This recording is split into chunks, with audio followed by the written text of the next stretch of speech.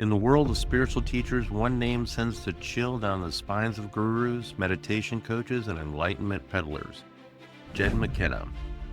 Possibly the most dangerous spiritual teacher to ever put words to page.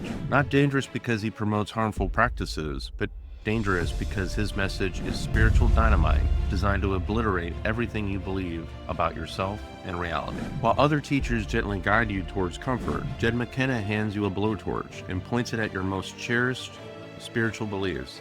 His fans call him the ultimate truth teller.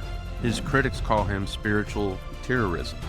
Most teachers fear his message because if he's right, their entire industry is built on sand.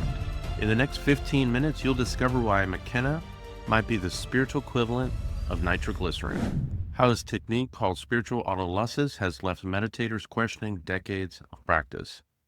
The 3 words from his book, Truth or Death, that caused one spiritual teacher to shut down his 20-year-old ashram. Why McKenna claims most spiritual practices are just elaborate avoidance mechanisms, keeping you asleep.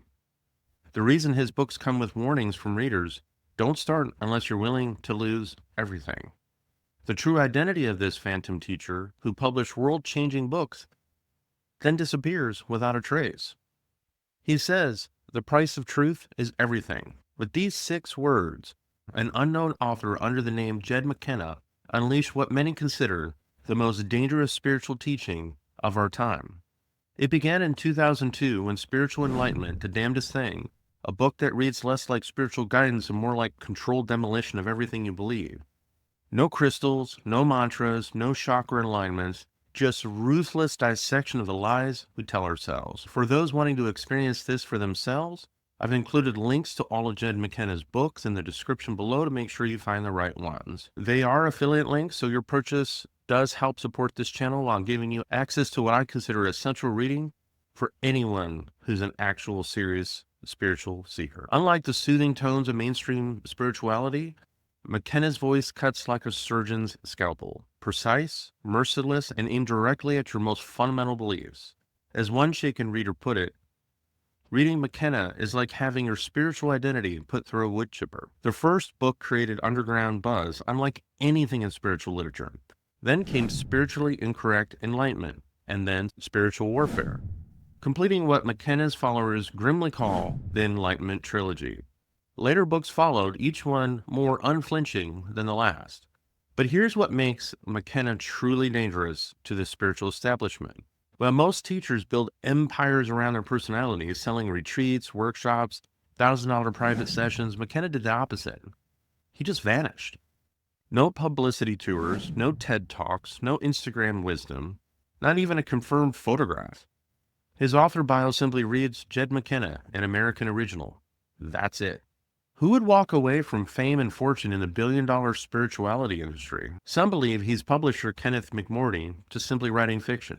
Others suspect author August Turak, or even a team of disillusioned former gurus. The most intriguing theory: McKenna achieved such complete freedom from ego that maintaining a public identity became just impossible. But unlike any other spiritual mysteries designed to enhance the guru's mystique, McKenna's disappearance serves his central message. The person you think you are is an illusion, a dream character. By refusing to become another spiritual celebrity, he forces us to engage with his ideas rather than his personality. Now let's explore the teachings so dangerous that their author had to vanish. Ideas that have both liberated and devastated spiritual seekers worldwide. Before we dive deeper into McKenna's radical teachings, if you value raw, unfiltered spiritual content that doesn't shy away from uncomfortable truths, hit the subscribe and like button, share a comment, maybe tap that little bell button that's down there so you know when my stuff is being released. As you can tell, this channel explores spirituality without the fluff or false promises. Our Patreon community is growing, now with 23 amazing members, but it's still new. For those serious about their journey, joining gives you access to exclusive content that we're developing, including an in-depth analysis of spiritual practices and techniques. I want to give special thanks to our Patreon members whose names you'll see scrolling below.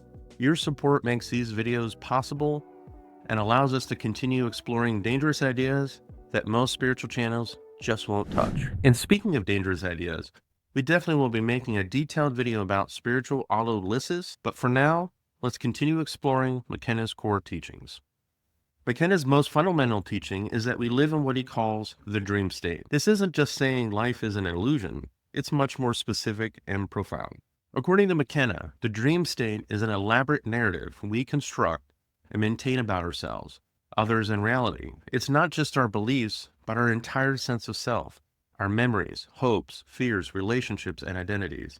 In his words, we're not human beings having a spiritual experience, we're characters in a dream believing we're having a human experience. The dream state serves as a buffer between us and the unfiltered truth of existence. We believe we're awake, but we're actually sleepwalking through a self-created reality designed to protect us from the truth.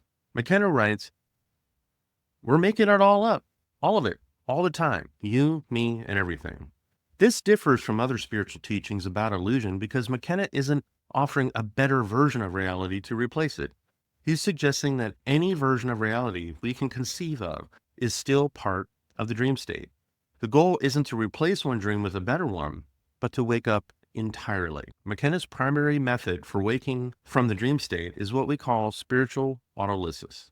Autolysis comes from biology meaning self-digestion.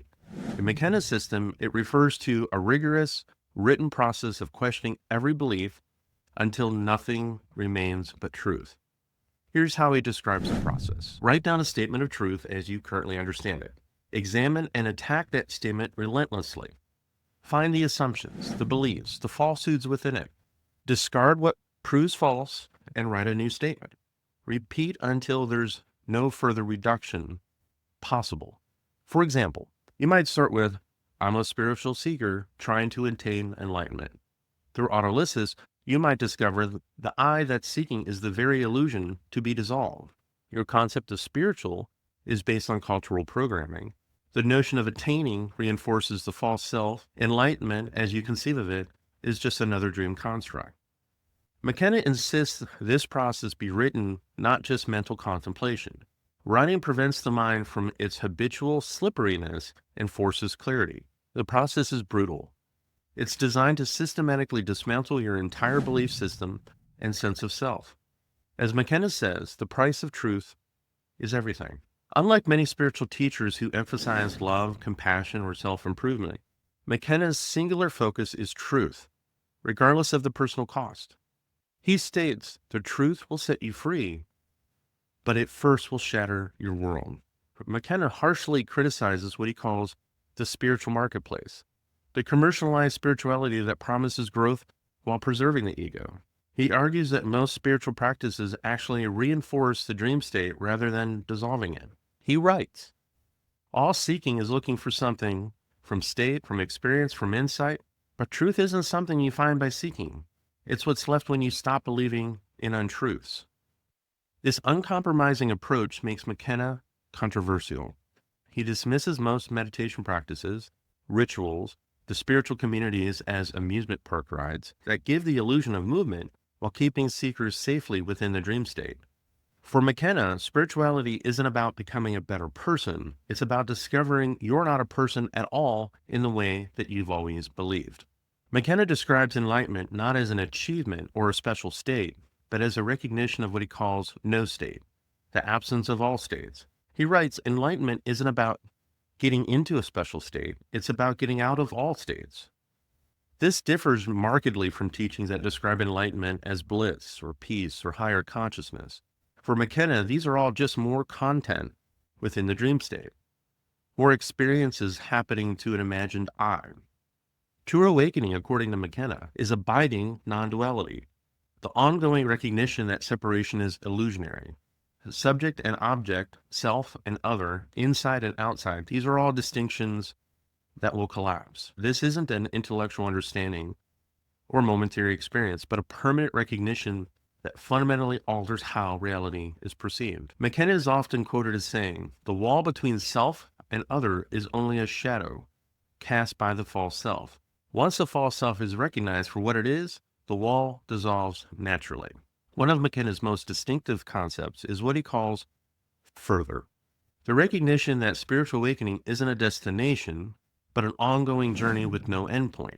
He writes, there's always further. That's the whole point of further. It's not a destination, it's a direction. This contradicts spiritual traditions that promise final enlightenment or complete realization. For McKenna, the journey never ends because truth itself has no final revelation. Each insight leads to deeper questions, each realization a new territory.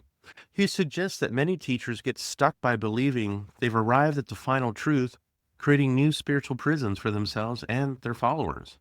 The concept of further also explains why McKenna vanished rather than build a teaching career. To build an identity around being an enlightened teacher would contradict the very freedom he described.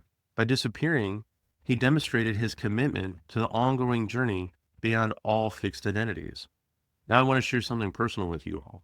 I never expected that an interesting book I randomly picked up at a metaphysical store in Sedona would completely transform my life.